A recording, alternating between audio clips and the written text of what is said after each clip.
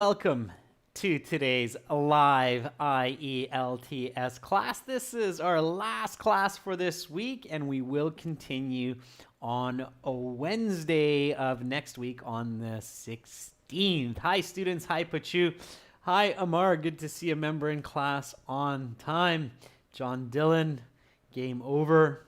Good to see many of you in class. Today we are looking at Speaking Part 3 Mastery. What does it take to get those high band scores? And the lesson is brought to you by aehelp.com. That's englishhelp.com for academic IELTS. That website looks like this with the blue background. You can click that red button to join our premium account.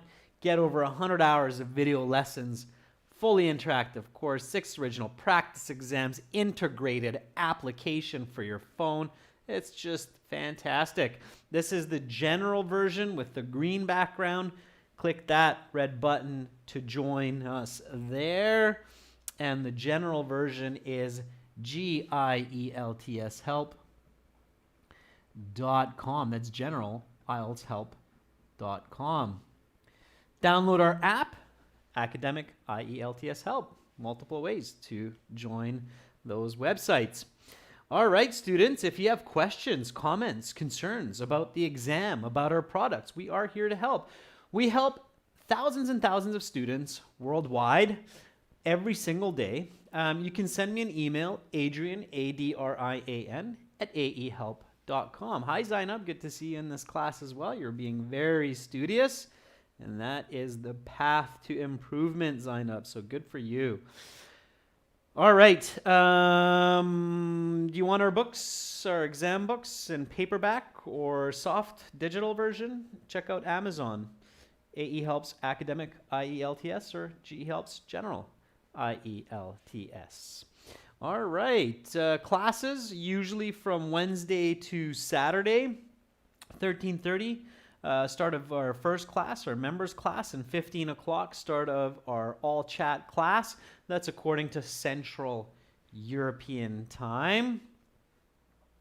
Shakrani says, my exam was kind of harder than I expected. Yes, the IELTS is a challenging exam, Shakrani. You got to really get into it. All right, everyone.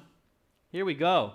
Let's get into speaking. Hi, Eugene. I love the wave, a panda, and a cat, I think. Tiger. All right.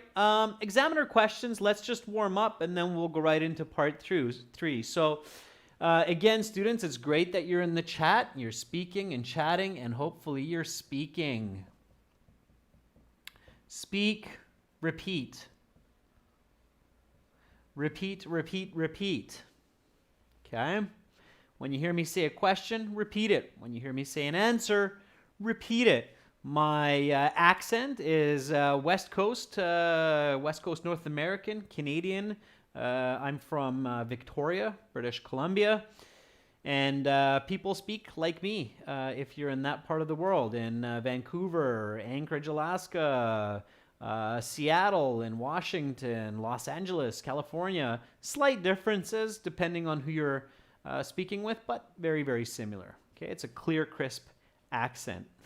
Pavan, I did not emigrate. I'm just in Hungary temporarily. I'll be going back to Victoria in 2020. Okay. All right. So let's get into our questions. So first of all, the examiner will ask you to sit down. They'll say, please sit down, and then just say thank you. And then they will say, may I see your identification? That will be the first because they have to check your ID. That's procedure. Okay. So the exam procedure is they need to ask you for your identification, and you have to show them the same ID that you used to register for the test. So may I see your identification?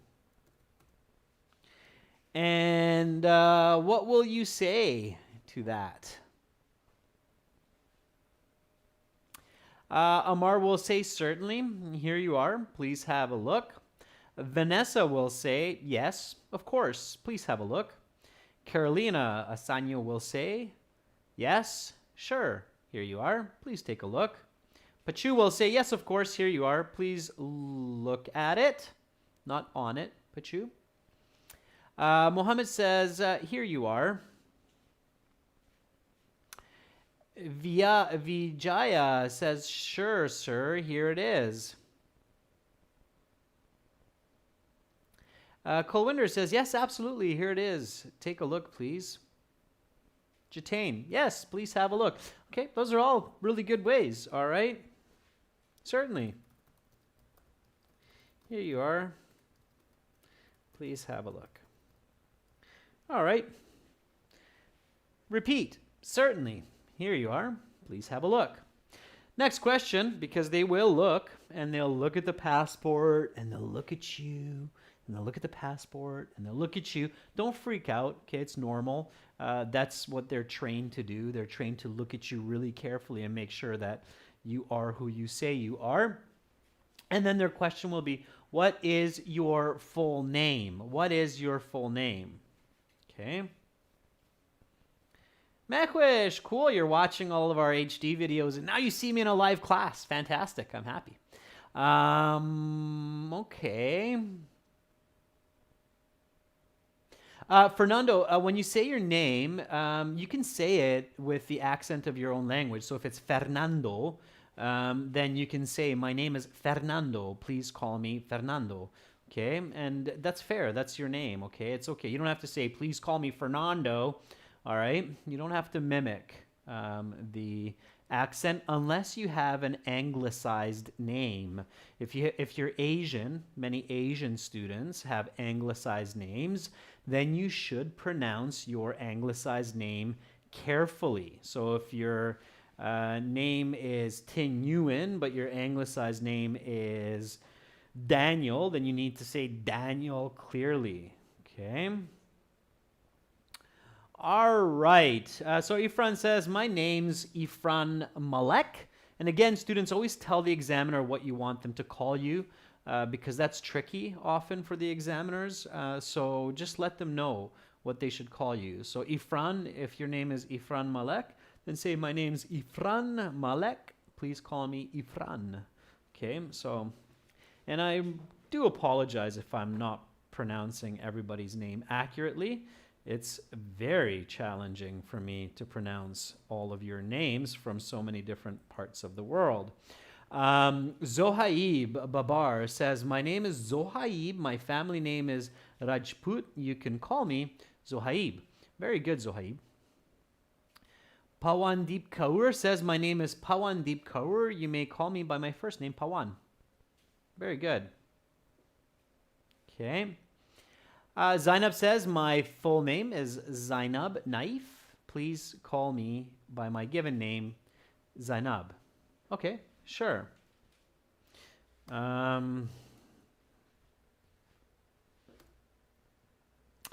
My full name is Jacob Townsend.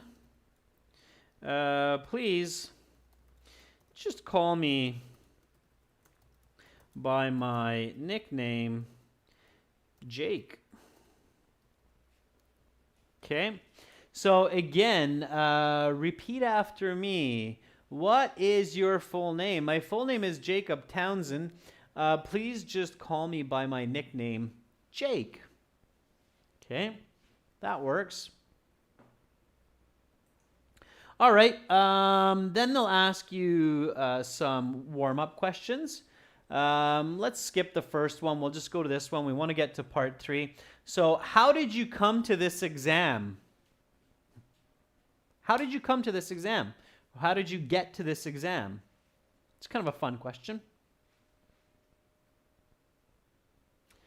Hung, very good. So Hung is asking, why do I always start the live stream with these questions, which seem to be just repeated?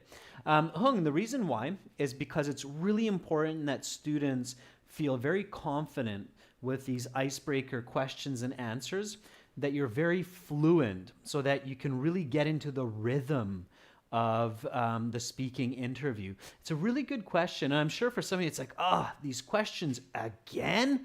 But yes, again, because that's how you build confidence. That's how you build fluency, so that when you walk in there, you don't go, ugh. Okay. And this one, in fact, is a question that I don't always ask. So how did you come to this exam? So there's always one or two unique questions in there. Okay. So Hung, just remember, going through the same questions has value. And Hung, it's key, and this is for everybody, that you try different ways of answering the same question so that you become a dynamic speaker of English. That is important for getting high bands, being a dynamic speaker, not just a static speaker. Okay, Vanessa says, I came to this exam in my own car. I wanted to arrive early, and coming by car is faster and more comfortable, so I left home 3 hours before the scheduled time. Very nice answer, Vanessa. Good use of explanation, answer, quantitative language. Brilliant. Okay, very good.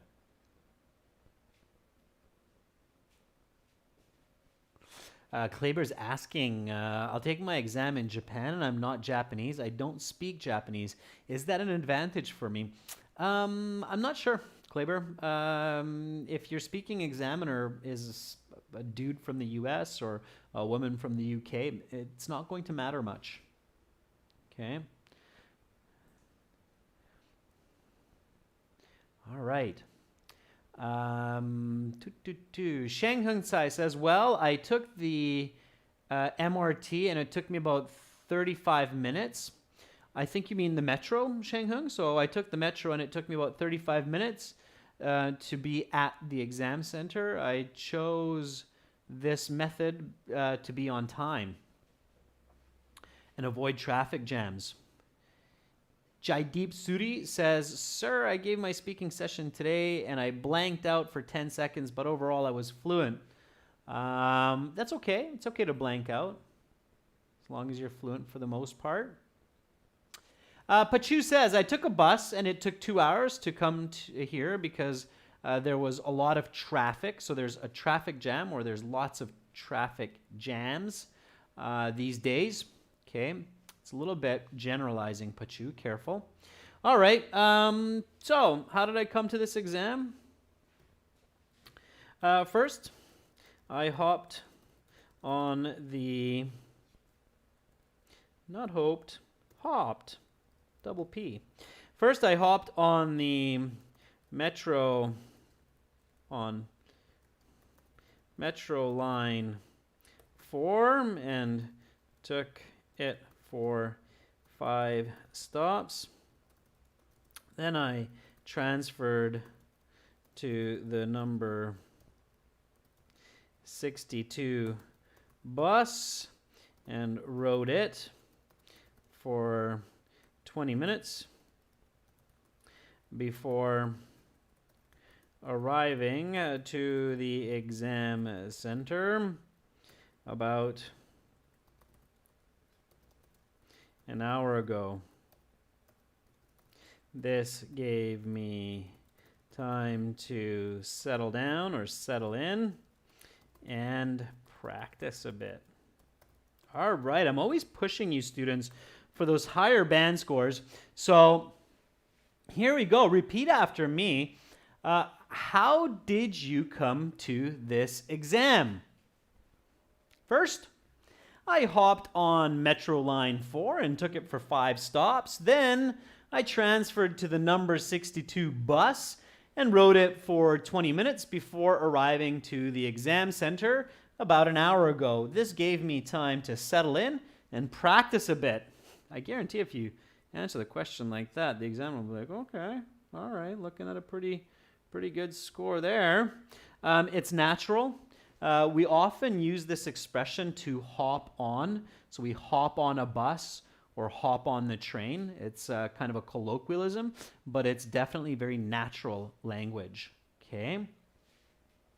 Zaina, my dad dropped me off. Okay, careful. Drop off is the phrasal verb, Zainab. My dad dropped me off at the exam. Okay, so careful.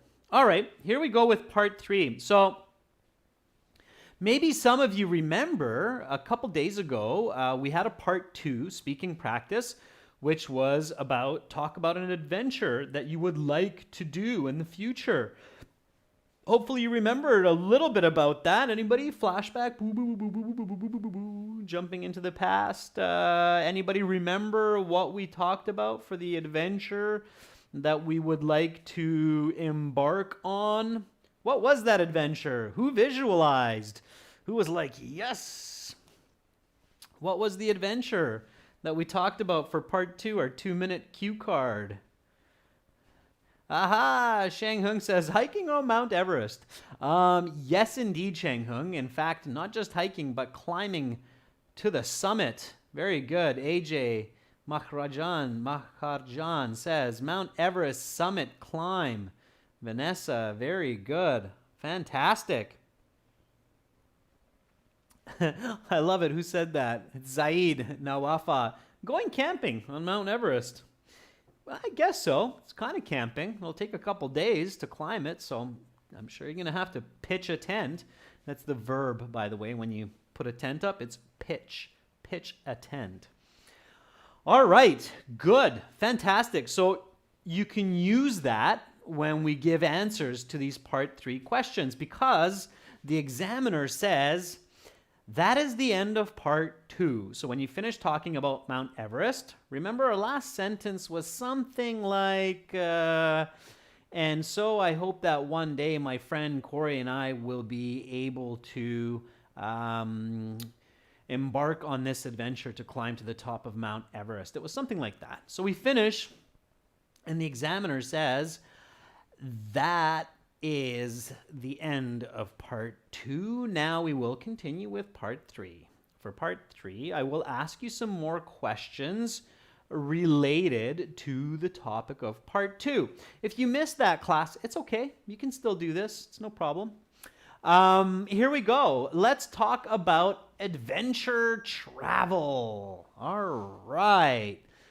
And the examiner continues with, why do people like going on adventures in faraway places? Now, this is a follow-up question, so you'll only hear this question first. The examiner sees this on their paper, but they're going to stop here and wait for your answer before their follow-up question. So, why do people like going on adventures in faraway places? Give me a good answer for that. Huddy says, because there is more opportunity to travel in some unique and local places, like I had mentioned, there are one in Everest in the world. That's a little bit confusing. It's an awkward phrasing, Huddy. So try to rephrase that. Satisfying Time says, I believe people choose faraway places for adventures because they like to benefit the maximum from the visit. What I mean is doing what they like and profiting the free time to explore other cultures. I'm not sure what you're saying, Satisfying Times. Think about how you can restate that. It's unclear for me what profiting the free time means. Are you trying to say that people go to far away places because it gives them the most unique experience for the time that they have for a vacation, like 1 or 2 weeks from the office? Like going on a scuba diving adventure in the Philippines if you live in the United States? Is that what you're telling me? I'm not sure. You have to be more clear, Satisfying Times. Okay. All right. Tuguldur says, I believe the main reason why people go to faraway places for adventure is because it gives a feeling of uncertainty and mystery, which is essential for having a good adventure. An example would be exploring caves in Turkey, or as I mentioned, climbing Mount Everest in the Himalayas. Tuguldur, that is a band 9 answer. Very good, okay. Vanessa says, so students, think about what 9 out of 10 people would say. So if you ask a person, why did you go there? Why did you go so far? What would most people say? What would they answer to that? Okay. So, let's see. Who else do we have here? Vanessa says, I guess the biggest motivation for people doing this is to get out of their comfort zone. Vanessa, a native English speaker would say comfort zone, in search of new horizons. Nice use of the word new horizons. Like my husband and I did 2 years ago, traveling 900 miles to an amazing beach in southern Thailand. Vanessa, that's very good. Okay.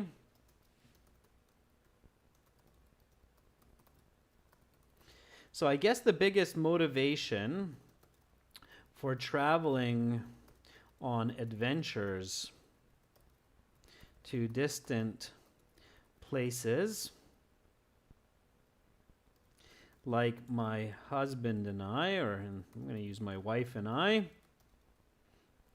last year when we went to a deserted beach in Thailand, is to get out of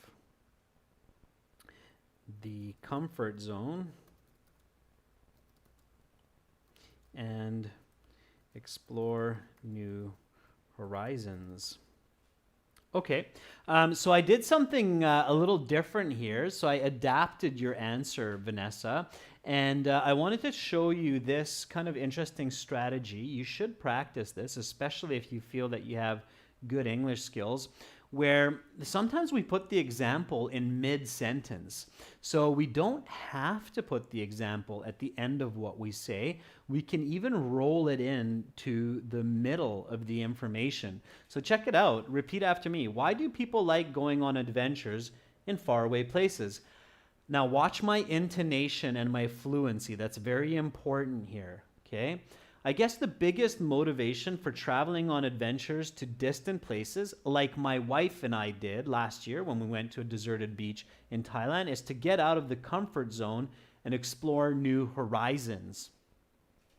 Okay, that's natural.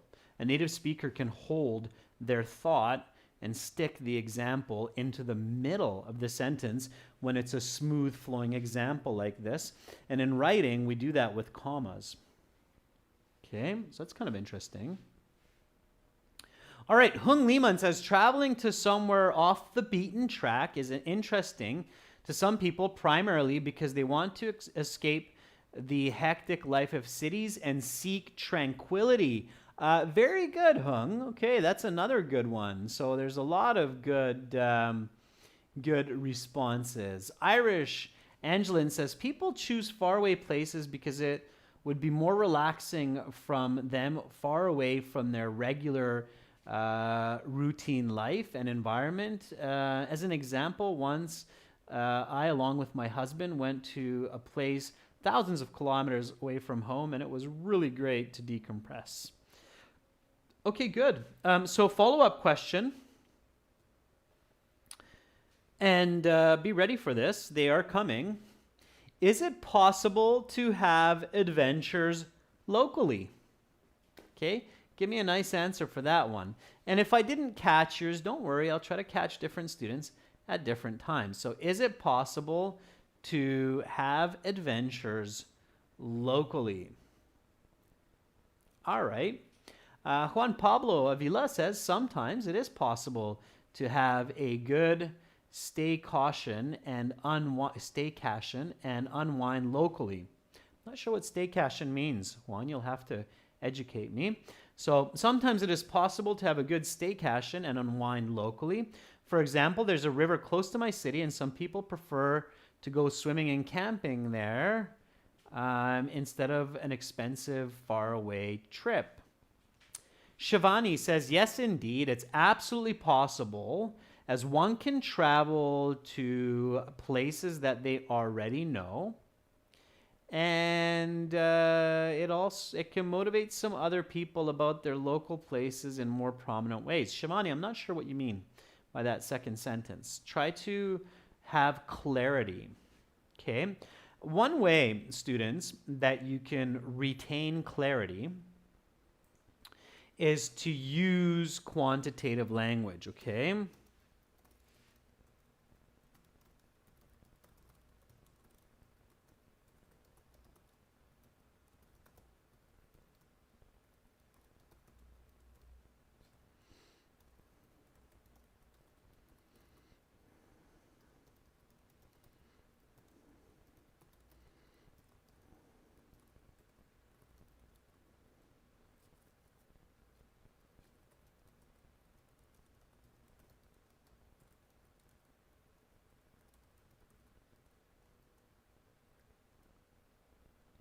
All right, so here's a tip for everyone. If you feel like you're losing your clarity and you're like, oh, I'm not sure if you think that you're not clear on what you're saying, like I don't think I make sense to myself. If you feel that way, if you feel that you're not making sense to yourself, you're most likely not making sense to the examiner, okay? So immediately switch to a quantitative response. So for example, you can do this. Oh yeah.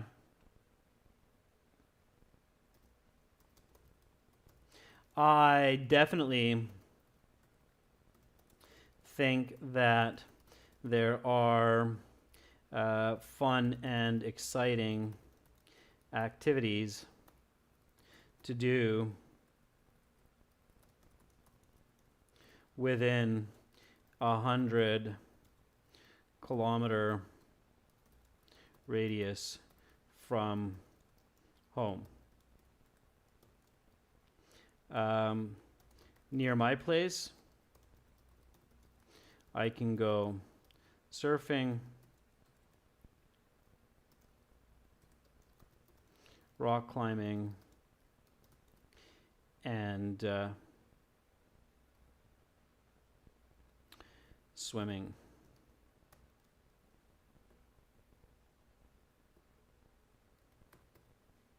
Okay. So notice how, okay, I feel like I'm not making sense. I'm just going to really quickly switch to quantitative language, just numbers, okay? Oh yeah, I definitely think there are fun and exciting activities to do within a 100-kilometer radius from home. So if this is your home, okay, this is the radius, okay? If you're into math, so this line, which extends half the distance of the max distance of a circle, is called the radius. Bonus question, anybody know what it's called when it's the full distance? So what is the full distance of a circle called in English? Sheng Hung very quickly says it's the diameter. Carolina agrees, yes it is. So, diameter. You can remember that by dia and meter, okay? When it's just half, it's the radius, okay? So 100-kilometer radius means that the diameter is 200 kilometers, and to all the students who got that, double thumbs up. Awesome. Lots of students. Kulwinder, Bollywood mania, diameter it is. All right, great. So some good answers. Let's keep going. Okay, let's keep going with these questions. Next question. What should people do to stay safe if they go on adventures? Answer that one for me in a nice, clear, complex answer. Okay? So what should people do to stay safe if they go on adventure?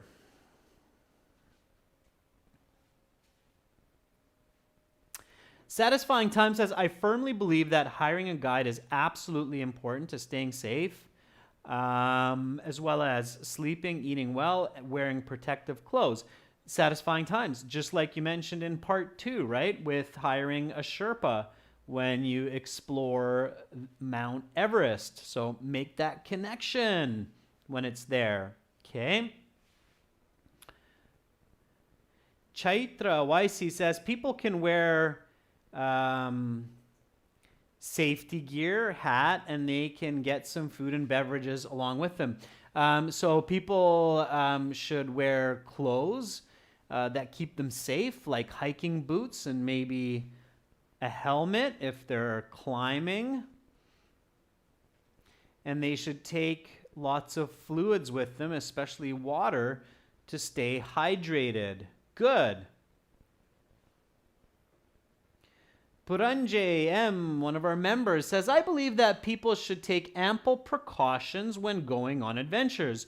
For instance, they can hire a guide, take a survival kit, and some food. Very good answer, Puranjay. Very good. Kleber, our member coming up right after Puranjay, says, take a first aid kit. Kleber, it's called a first aid kit. So take a first aid kit with them. Tell someone about the adventure. So if something goes wrong, people will know where they are. Okay, very clever, Kleber. Yeah, that is one of the most important steps to take when going on an adventure, is making sure that others know where to look for you if you are missing. Very, very clever. Zaid Nawafa says, prepare some equipment, get guidance, and plan the adventure ahead of time. Zaid, very good. Okay, put that into a more expressive sentence, Zaid. Amar says, most people should make sure that they are on time to the airport and they take their passports with them. Okay, Amar, that sounds like they're getting ready for a trip, and I'm not sure how that feeds into staying safe. So, Amar, make sure that you pay attention to key words like stay safe, the controlling ideas. Jitendra said people should hire a professional guide who knows the place well in order to stay safe. All right, again, students, remember, use the answer that you said in part 2. Many of you remember this. So one very important step in staying safe is to hire a professional guide who is familiar with the surroundings, as I would do if I were to climb Mount Everest. As I had said, I would hire a Sherpa. Okay.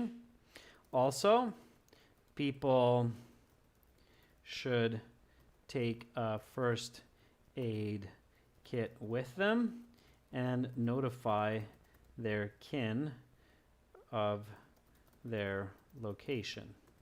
Okay, so that's great. Okay, and these are actually some really important points aside from preparing for the IELTS exam. It's good English as well. So a very, very important term here is first aid kit. Please remember this word or these words. They could be very useful in a difficult situation. First aid kit. Okay, first aid kit is that box. In Canada, it's law that you have to have one in the car. If a police officer stops you and you don't have one, they will give you a fine. A first aid kit is that kit that has certain types of bandages and other equipment which can be very important in helping people in difficult situations. Okay, so repeat after me. What should people do to stay safe if they go on adventures? One very important step in staying safe is to hire a professional guide who is familiar with the surroundings, as I would do if I were to climb Mount Everest. As I had said, I would hire a Sherpa. Also, people should take a first aid kit with them and notify their kin of their location. Kin here means family, and oftentimes you'll hear people say next of kin in such situations. Next of kin. Okay. Follow-up question. What could be possible dangers on such expeditions? What could be possible dangers on such expeditions? Give me a nice full sentence answer for that one. Pachu says, well, on such expeditions, if proper precautions are not taken, people might become ill or even lose their life. I think, Pachu, you're thinking might become injured. Might become ill is always possible, but I think the better word choice there is injured. Okay, so may injure themselves.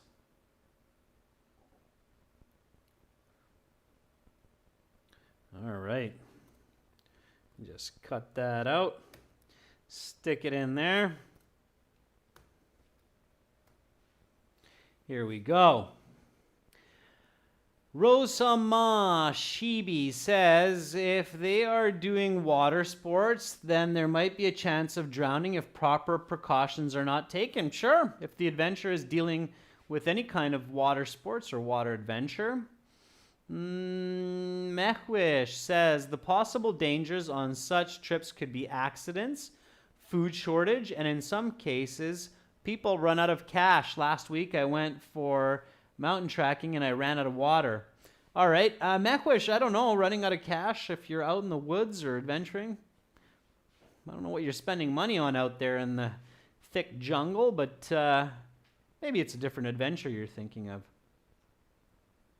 Kleber says, depending on the place of the expedition, wild animals could cause harm or people could get lost. These are some of the dangers. Okay, Kleber, you need more clarity in your answer. More clarity. Okay. Chaitanya, I'm doing great. Thanks for asking. Okay, Tuguldur says, like I said, depending on the environment, there are a plethora of risks, but the most common cases include dangers such as dehydration, panic, and shock created by extraneous circumstances. Tuguldur, the better term is extraneous circumstances. Extraneous circumstances. Huddy says, sudden attacks from dinosaurs. Huddy, if your adventure entails traveling back in time 60 million years, then yes, you may be in danger of attack from a Tyrannosaurus Rex. Unlikely, but possible. You'd have to explain that to the examiner. If you're being creative, I don't suggest it. Okay. All right. The most common threats that come to mind are injury, like frostbite from cold, as I had said in part 2, for a mountaineering adventure. Possible attack by wild animals like a lion on a safari, or perhaps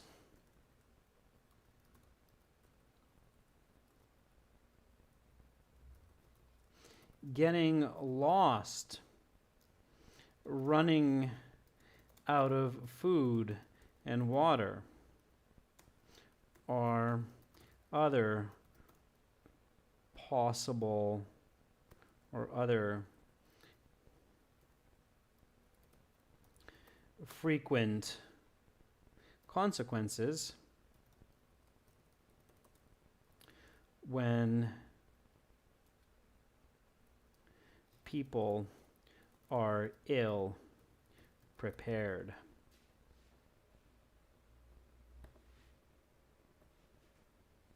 Okay, so repeat after me. What could be possible dangers on such expeditions? Again, remember, viewers, that you need to make connections between your part 2 and part 3. So that's why the examiner says, now I will ask you questions related to the topic of part 2. It's kind of like, let's keep talking about the same idea. Let's develop our thoughts deeper and give some more information. So here we go. What could be possible dangers on such expeditions?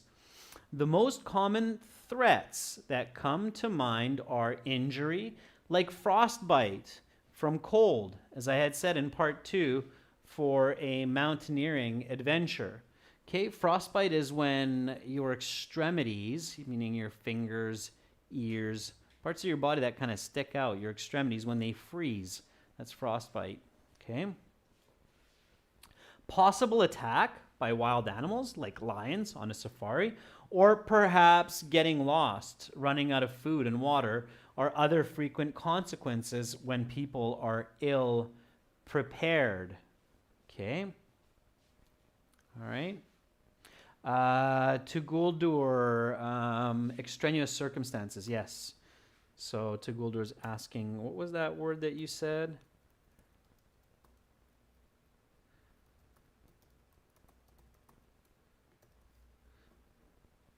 It's extraneous. Extraneous meaning unforeseen. So extraneous circumstances, okay? Unusual circumstances.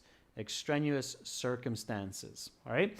Again, students, I'm showing you kind of a new interesting trick here, which is natural. It shows a high command of the English language where you can build your example into mid-sentence explanations, as I had said in part 2 for a mountaineering adventure, like a lion on a safari. Okay, so you can build your examples into your answers and explanations. Okay. Game Over says, if I have to talk about Mount Everest, it's easy peasy for me. Game Over, nobody knows what you have to talk about. It's your choice, right? If it fits, then it's fine, but be careful not to sound like a memorized answer, not to sound like a template.